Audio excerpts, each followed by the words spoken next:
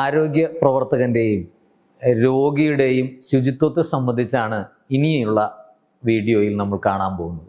ആരോഗ്യ പ്രവർത്തകൻ്റെ ശുചിത്വം ഏറ്റവും പ്രധാനമാണ് ഈ കാലഘട്ടത്തിലും എല്ലാ കാലഘട്ടത്തിലും. അതിൽ എങ്ങനെയാണ് ആരോഗ്യ പ്രവർത്തകൻ ശുചിയായി മാറേണ്ടത് എന്നുള്ളതാണ് ആദ്യം. കൈ കഴുകൽ, വസ്ത്രങ്ങളുടെ ശുചിത്വം, നഖം വെട്ടുക മുതലായ ശീലങ്ങൾ രോഗാണുക്കൾ പകരുന്നത് തടയാൻ സഹായകമാകും. ശുചിയായി വൃത്തിയായി കാണപ്പെടുന്നത് രോഗികൾക്കും കുടുംബാംഗങ്ങൾക്കും ആരോഗ്യ പ്രവർത്തകനോടുള്ള വിശ്വാസം വർദ്ധിപ്പിക്കുന്നതിന് സഹായകമാകുകയും ചെയ്യും. ശരീര ശുചിത്വം പാലിക്കുന്നത് ആത്മവിശ്വാസത്തിൻ്റെ ലക്ഷണമായിട്ട് പരിഗണിക്കുകയും ചെയ്യുന്നു.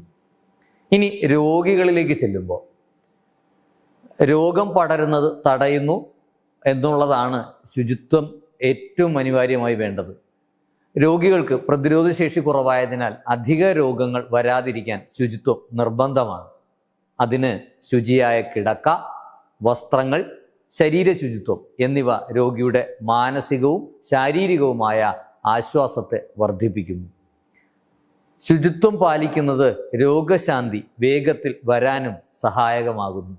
ശുചിത്വം പാലിക്കേണ്ട പ്രധാന കാര്യങ്ങൾ: രോഗിയെ സ്പർശിക്കുന്നതിന് മുമ്പും സ്പർശിച്ചതിന് ശേഷവും കൈ കഴുകുക, വൃത്തിയുള്ള യൂണിഫോം ധരിക്കുക, കയ്യുറ, മാസ്ക് മുതലായ സംരക്ഷണ ഉപകരണങ്ങൾ ഉപയോഗിക്കുക, രോഗിയുടെ കിടക്ക, വസ്ത്രങ്ങൾ, പരിസരം എന്നിവ ശുചിയായി സൂക്ഷിക്കുക. രോഗിക്ക് ദിവസേന വ്യക്തിഗത ശുചിത്വത്തിൽ കുളി, വായ് ശുചിത്വം, മുടി, നഖം ഇവയുടെ പരിചരണം ഇവയിൽ സഹായിക്കുക. മാലിന്യങ്ങൾ സുരക്ഷിതമായി നശിപ്പിക്കുക. ആരോഗ്യ സംരക്ഷണത്തിലെ മറ്റൊരു ഘട്ടമാണ് രോഗബാധ നിയന്ത്രണം അഥവാ ഇൻഫെക്ഷൻ കൺട്രോൾ. രോഗബാധ നിയന്ത്രണം എന്താണ്? രോഗാണുക്കൾ, ബാക്ടീരിയ, വൈറസ്, ഫംഗസ് ഇവ വഴി പകരുന്ന രോഗങ്ങൾ തടയുന്നതിന് നിയന്ത്രിക്കുന്നതിനുമുള്ള നടപടികളെയാണ് ഇൻഫെക്ഷൻ കൺട്രോൾ എന്ന് വിളിക്കുന്നത്. ഇത് രോഗികളുടെ അല്ലെങ്കിൽ രോഗം ബാധിച്ച ആളുടെയോ ആരോഗ്യ പ്രവർത്തകരുടെയോ കുടുംബാംഗങ്ങളുടെയോ സമൂഹത്തിൻ്റെയോ ഒക്കെ തന്നെ സംരക്ഷണത്തിനായിട്ട് നിർബന്ധമായും നമ്മൾ പാലിക്കേണ്ടതാണ്. എന്താണ് ഇൻഫെക്ഷൻ കൺട്രോളിൻ്റെ പ്രാധാന്യം? രോഗവ്യാപനത്തെ കുറയ്ക്കുക എന്നുള്ളതാണ്. ആശുപത്രിയിലും സമൂഹത്തിലും രോഗങ്ങൾ പടരുന്നത് തടയുക. രോഗിയുടെ ജീവൻ സംരക്ഷിക്കുന്നതും ഈ ഇൻഫെക്ഷൻ കൺട്രോളിൻ്റെ ഭാഗമാണ്. രോഗികൾക്ക് കൂടുതൽ സുരക്ഷയും ആശ്വാസവും നൽകാൻ ഇത് ഉപകരിക്കും. രോഗിക്കൊപ്പം ആരോഗ്യ പ്രവർത്തകരുടെ സുരക്ഷയും പ്രധാനമാണ്. അതുകൊണ്ട് തന്നെ ആരോഗ്യ പ്രവർത്തകർക്ക് രോഗബാധ പിടിപെടാനുള്ള സാധ്യതയെ കുറയ്ക്കാനും ഇൻഫെക്ഷൻ കൺട്രോൾ സഹായിക്കുന്നു. ചികിത്സയുടെ ഫലം മെച്ചപ്പെടുത്തുന്നു. രോഗബാധ ഇല്ലെങ്കിൽ രോഗശാന്തി വേഗത്തിൽ നടക്കും എന്നതും ഏറ്റവും പ്രധാനമാണ്. ഇൻഫെക്ഷൻ കൺട്രോളിൻ്റെ പ്രധാന മാർഗങ്ങളാണ്. അതിൽ ഏറ്റവും പ്രധാനം കൈകളുടെ ശുചിത്വമാണ്. രോഗിയെ സ്പർശിക്കുന്നതിന് മുമ്പും അതിനുശേഷവും കൈകൾ കഴുകുക. വ്യക്തിഗത സംരക്ഷണത്തിനായിട്ട് ഉപകരണങ്ങൾ സ്വീകരിക്കുക. കയ്യുറയും മാസ്കും ഗൗണും ഒക്കെ തന്നെ ഇത്തരത്തിൽ ഇൻഫെക്ഷൻ കൺട്രോളിന് വേണ്ടി വ്യക്തിഗത സംരക്ഷണത്തിനായിട്ട് സ്വീകരിക്കേണ്ട ഉപകരണങ്ങളാണ്. ശുചിത്വമുള്ള ഒരു പരിസ്ഥിതി ഉണ്ടാക്കിയെടുക്കുക. രോഗിയുടെ മുറി, കിടക്ക, വസ്ത്രങ്ങൾ, ഉപകരണങ്ങൾ ഇവയെല്ലാം വൃത്തിയായി സൂക്ഷിക്കുക.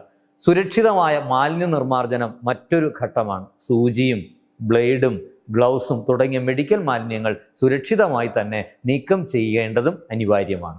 വാക്സിനേഷൻ. ആരോഗ്യ പ്രവർത്തകർക്കും രോഗികൾക്കും ആവശ്യമായ വാക്സിനുകൾ നൽകുക. ഇതിനോടൊപ്പം ശ്വാസകോശ ശുചിത്വവും പ്രധാനമാണ്. ചുമയ്ക്കുമ്പോഴും തുമ്മുമ്പോഴും വായയും മൂക്കുമൊക്കെ മറയ്ക്കാനും നമ്മൾ ശ്രമിക്കേണ്ടതാണ്. ഇൻകോണ്ടിനൻസ് കെയർ, അതായത് അനിയന്ത്രിതമായ മൂത്രമല പ്രശ്നത്തെ സംബന്ധിച്ച കാര്യങ്ങളാണ് ഇനി നമ്മൾ പറയാൻ പോകുന്നത്. എന്താണ് ഇതുകൊണ്ട് ഉദ്ദേശിക്കുന്നത്?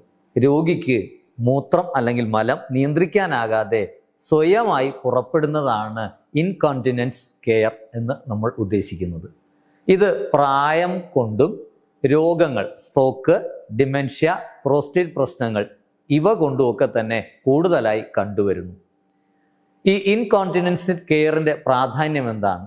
ഒന്ന്, മലമൂത്ര സ്പർശം മൂലം തൊലി പൊട്ടിപ്പോകാതിരിക്കാൻ സഹായിക്കുക എന്നുള്ളത്, രോഗിക്ക് ആശ്വാസവും ആത്മാഭിമാനവും നിലനിർത്തുക എന്നുള്ളത്, അണുബാധ തൊലി അതുപോലെ നമ്മുടെ മറ്റ് ഭാഗങ്ങളിലേക്ക്, മൂത്രവാഹിനി പോലുള്ള ഭാഗങ്ങളിലേക്ക് അണുബാധ ഉണ്ടാകാതിരിക്കാൻ പരിശ്രമിക്കുക എന്നുള്ളത്, രോഗിക്ക് ആത്മവിശ്വാസം നൽകുക എന്നുള്ളതൊക്കെ തന്നെ ഇൻകോണ്ടിനൻസിൻ്റെ കെയറിൻ്റെ പ്രധാനപ്പെട്ട ഉദ്ദേശ്യമാകുന്നു. ഇൻകോണ്ടിനൻസ് കെയറിലെ പ്രധാന നടപടികൾ അതിൽ ഏറ്റവും പ്രധാനം വൃത്തിയും ശുചിത്വവുമാണ്. രോഗിയുടെ ശരീരം, പ്രത്യേകിച്ച് സ്വകാര്യ ഭാഗങ്ങൾ ദിവസത്തിൽ പല പ്രാവശ്യം കഴുകി വൃത്തിയായി സൂക്ഷിക്കുക. ചർമ്മ സംരക്ഷണം ഒപ്പം ചേർത്ത് പറയേണ്ട ഒന്നാണ്. വൃത്തിയാക്കിയ ശേഷം ചർമ്മത്തിൽ മോയ്സ്ചറൈസ് അല്ലെങ്കിൽ ബാരിയർ ക്രീം പുരട്ടുക. ഉചിതമായ ഉപകരണങ്ങൾ, അതായത് ഡയപ്പർ പോലുള്ള, ബെഡ് പ്രൊട്ടക്ടർ പോലുള്ള വസ്തുക്കൾ കൃത്യമായും ഉപയോഗിക്കുക. പഴയ ഡയപ്പർ ലൈനുകൾ എന്ത് ചെയ്യുക, നിരന്തരമായി മാറ്റുക. അത് അണുബാധ തടയാൻ സഹായകമാകും. സുരക്ഷിതമായ മാലിന്യ നിർമ്മാർജ്ജനം ഏറ്റവും പ്രധാനമാണ്. ഉപയോഗിച്ച ഡയപ്പർ, ടിഷ്യൂ, ഗ്ലൗസ് തുടങ്ങിയവ സുരക്ഷിതമായി തന്നെ കളയാനും ശ്രമിക്കണം. ആരോഗ്യ പരിപാലനത്തിലെ മറ്റൊരു ഘട്ടമാണ് മാലിന്യ സംസ്കരണവും പരിസ്ഥിതി ശുചിത്വവും. മാലിന്യങ്ങളുടെ തരമാണ് ഇനി അടുത്ത് പറയേണ്ടത്. ബയോമെഡിക്കൽ മാലിന്യം, സൂചി, ഡ്രസ്സിംഗ് സാമഗ്രികൾ, രക്തം മുതലായവ ബയോമെഡിക്കൽ മാലിന്യങ്ങളാണ്. വീട്ടുമാലിന്യം, ഭക്ഷണാവശിഷ്ടങ്ങളും പേപ്പറും ഒക്കെ വീട്ടുമാലിന്യങ്ങളുടെ ഭാഗമാണ്. ഇനി ബോട്ടിൽ, കവറുകൾ, ഇവ പ്ലാസ്റ്റിക് മാലിന്യങ്ങളും ഗ്ലൗസ്, ലോഹം പോലുള്ളവ റീസൈക്കിൾ ചെയ്യാവുന്ന മാലിന്യങ്ങളും ആണ്. എങ്ങനെയാണ് മാലിന്യ സംസ്കരണം സാധ്യമാക്കുന്നത്? കളർ കോഡ് ചെയ്ത ബിന്നുകളിൽ വേർതിരിച്ചു വേണം മാലിന്യങ്ങൾ ശേഖരിക്കാൻ. ഷാർപ്പ് കണ്ടെയ്നറുകളിൽ സൂചി, ബ്ലേഡ് ഇവ ഇട്ടുവയ്ക്കുക. ഭക്ഷണ മാലിന്യം കമ്പോസ്റ്റ് ചെയ്യുക. പ്ലാസ്റ്റിക്, പേപ്പർ തുടങ്ങിയവ റീസൈക്കിൾ ചെയ്യുക. ബയോമെഡിക്കൽ മാലിന്യം ആരോഗ്യ വകുപ്പിൻ്റെ നിയമങ്ങൾ അനുസരിച്ച് സംസ്കരിക്കുക. പരിസ്ഥിതി ശുചിത്വം പ്രധാനമാണ് ആരോഗ്യ പരിപാലനത്തിൽ. ആശുപത്രി മുറികളും ശൗചാലയങ്ങളും ദിവസേന വൃത്തിയാക്കുക. ജലസ്രോതസ്സുകൾ ശുചിയായി സൂക്ഷിക്കുക. മുറികളിൽ സൂര്യപ്രകാശം ലഭ്യമാകുന്ന വിധം ക്രമീകരിക്കുക. വെള്ളക്കെട്ടുകളും മാലിന്യ കൂമ്പാരങ്ങളും ഒഴിവാക്കുക. രോഗലക്ഷണങ്ങളും തടയാൻ ശുചിത്വം പാലിക്കുക.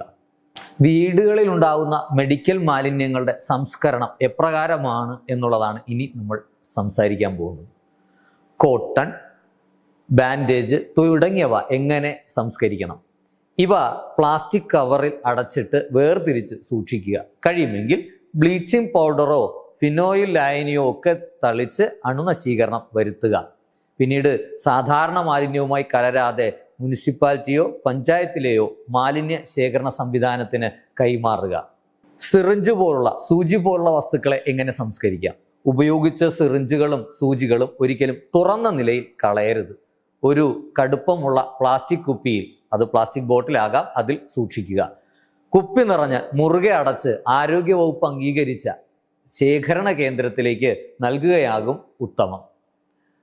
ഇനി മരുന്നുകളുടെ ശേഷിപ്പുകൾ, ബാക്കി വന്നതോ കാലഹരണപ്പെട്ടതോ ആയിട്ടുള്ള മരുന്നുകളെ എങ്ങനെ നിർമ്മാർജ്ജനം ചെയ്യാം എന്നുള്ളതാണ്.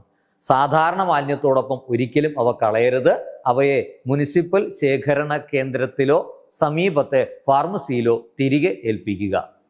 ഇനി ഈ കാര്യത്തിൽ പൊതുവായ മുൻകരുതലുകൾ എന്തൊക്കെയായിരിക്കണം? മെഡിക്കൽ മാലിന്യങ്ങൾ വീട്ടിലെ കുട്ടികളും മൃഗങ്ങളും സ്പർശിക്കാത്ത വിധം സുരക്ഷിതമായി സൂക്ഷിക്കുക.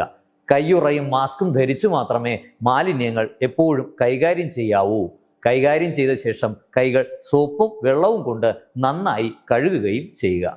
ഇതിലൂടെ വീട്ടിൽ നിന്നുള്ള മെഡിക്കൽ മാലിന്യങ്ങൾ സുരക്ഷിതമായി സംസ്കരിക്കാനും രോഗവ്യാപനം തടയാനും കഴിയും.